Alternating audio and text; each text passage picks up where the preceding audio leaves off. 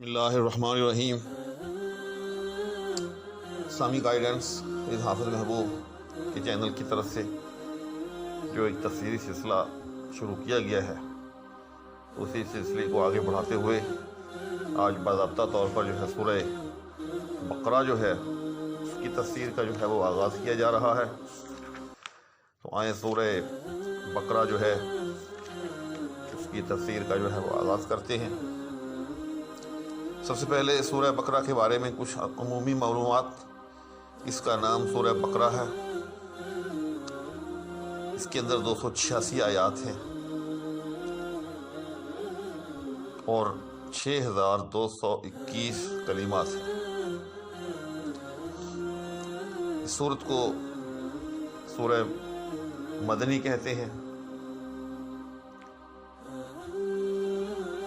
یہ سورت جو ہے قرآن کریم کی سب سے لمبی سورت ہے۔ اس سورت کو ایک یہ اعزاز بھی حاصل ہے کہ اس سورت کے اندر قرآن کریم کی جو سب سے عظیم المرتبہ آیت ہے، جس کو آیت کرسی کہتے ہیں، وہ بھی اسی سورت کے اندر ہے۔ اس کے علاوہ قرآن کریم کی سب سے لمبی آیت، جس کو آیت مداینت کہتے ہیں، وہ بھی اسی سورت کے اندر ہے۔ اور قرآن کریم کی جو بالکل آخری آیت ہے، وَاتَّقُوا يَوْمًا تُرْجَعُونَ فِيهِ إِلَى اللَّهِ، جو 10 ہجری میں نازل ہوئی مینا کے مقام پر، جب آپ صلی اللہ علیہ وسلم حج کے فرائض میں مشغول تھے، وہ بھی اسی سورت کے اندر۔ یہ سورت جو ہے بڑے بنیادی قسم کے احکامات پر جو ہے وہ مشتمل ہے۔ اس سورت کے بارے میں حضور اکرم صلی اللہ علیہ وسلم نے بطور خاص کچھ اس کی فضیلتیں بیان فرمائی ہیں۔ مثلا یہ کہ حضور اکرم صلی اللہ علیہ وسلم نے فرمایا کہ سورت کو پڑھا کرو، کیونکہ اس کا پڑھنا برکت ہے اور اس کا چھوڑنا حسرت ہے اور بد نصیبی ہے، اور اہل باطل اس پر قابو نہیں پا سکتے۔ جی ہاں، جو اہل باطل ہیں وہ اس سورت کو یاد نہیں کر سکتے۔ اس کے علاوہ آپ صلی اللہ علیہ وسلم نے فرمایا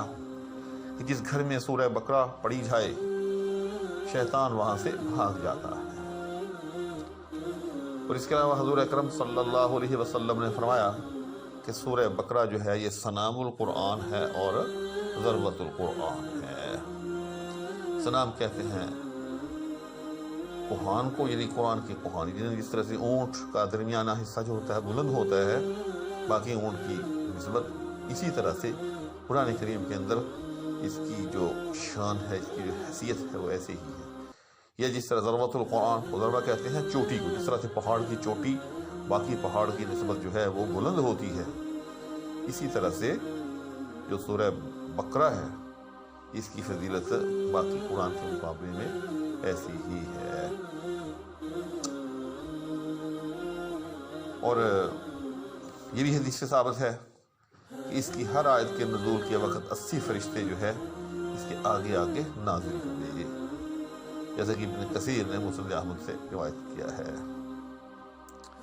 اس کے علاوہ حضرت عبداللہ بن مسعود رضی اللہ تعالیٰ عنہ فرماتے ہیں کہ سورہ بقرہ کی 10 آیتیں ایسی ہیں کہ اگر کوئی شخص ان کو رات میں پڑھ لے تو اس رات کو جن شیطان گھر میں داخل نہیں ہوتا، اور اس کو اور اس کے اہل عیال کو اس رات میں کوئی آفت، بیماری، رنج، غم وغیرہ جو ہے وہ پیش نہیں آتا۔ اسی طرح اگر یہ آیتیں کوئی مجنون آدمی پڑھ لے تو وہ بھی ٹھیک ہو جاتا ہے۔ اور وہ 10 آیتیں، 4 آیتیں شروع والی ہیں، اور اس کے علاوہ 3 سورہ بقرہ کی پھر 3 آیتیں درمیانی، یعنی آیت الکرسی اور اس کے بعد کی 2 آیات، اور پھر سورہ بقرہ کی آخری میں 3 آیتیں ہیں۔ اس کے علاوہ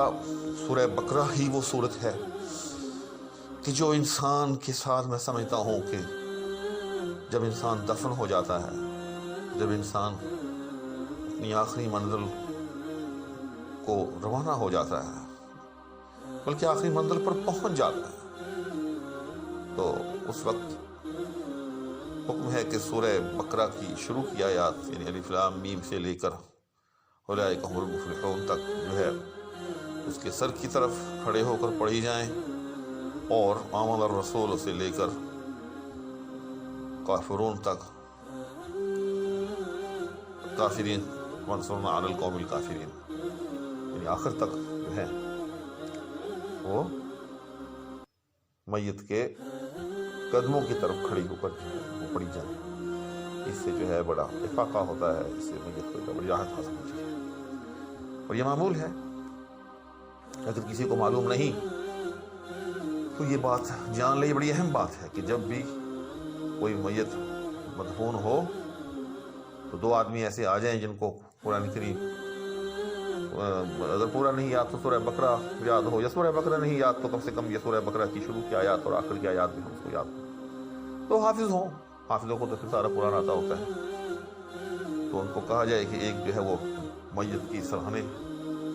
کی طرف جو ہے کھڑا ہو جائے، دوسرا جو ہے وہ میت کے قدموں کی طرف کھڑا ہو جائے، تو سرہانے کی طرف جو صاحب کھڑے ہیں وہ الف لام میم سے لے کر اولئک هم المفلحون تک پڑھیں، اور جو قدموں کی طرف کھڑی ہیں وہ آمن الرسول سے لے کر آخری سورت تک پڑھیں۔ تو یہ بڑی برکت کی بات ہے، بڑی خوش نصیبی کی بات ہے کہ اگر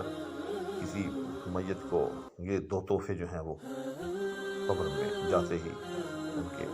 لواحقین کی طرف سے جو ہے وہ پہنچائے جائیں، اور ان کا اہتمام کرنا چاہیے۔ جو بھی لوگ میری ویڈیو سن رہے ہیں آج سے یہ بات جو ہے اپنے ذہن میں بٹھا لیں، اگر ان کے سامنے کوئی میت مدفون ہوتی ہے تو دو حافظوں کو جو ہے وہ ضرور کہا جائے کہ اس طرح سے وہ میت کی سرہانے کی طرف اور میت کے قدموں کی طرف کھڑے ہو کر سورہ بقرہ کا اول آخر جو ہے وہ پڑھیں۔ تو سورہ بقرہ بڑی ہی اہم سورت ہے، اس کے اندر ہماری جو خانگی زندگی ہے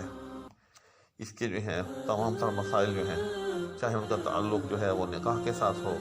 چاہے ان کا تعلق جو ہے وہ طلاق کے ساتھ ہو، چاہے ان کا تعلق جو ہے وہ رضاعت کے ساتھ ہو،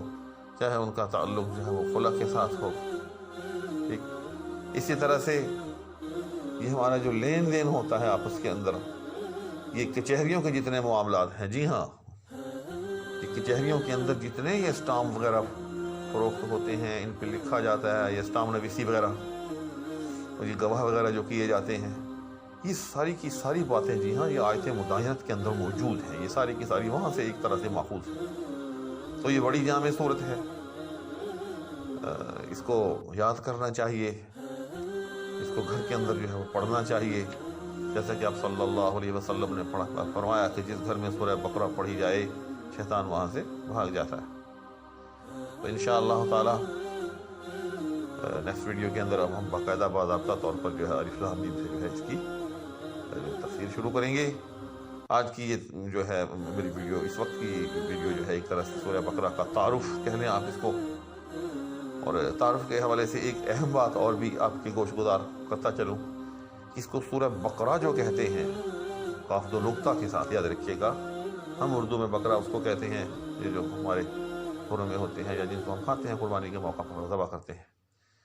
بقرہ عربی میں گائے کو کہتے ہیں۔ تو اس صورت کے اندر ایک قصہ ہے، جی ہاں انشاءاللہ اپنے مقام پر وہ قصہ آپ کو جو ہے سنایا جائے گا، بہت خوبصورت قصہ ہے، بڑا ہی پیارا قصہ ہے، بڑا عبرت آموز قصہ ہے، سبق آموز قصہ ہے، تو اس کی مناسبت سے جو ہے اس صورت کو سورہ بقرہ کہتے ہیں۔ تو اس وقت یہ ویڈیو سورہ بقرہ کا تعارف اور اس کی فضیلت کے عنوان سے ہو گئی، انشاءاللہ تعالی نیکسٹ ویڈیو سے جو ہے ہم باقاعدہ جو ہے اس کی تفسیر کا آغاز کریں گے۔ اس وقت تک اجازت دیجیے، اور میرے چینل کو سبسکرائب ضرور کر لیجیے، اپنا خیال رکھیے، اللہ حافظ۔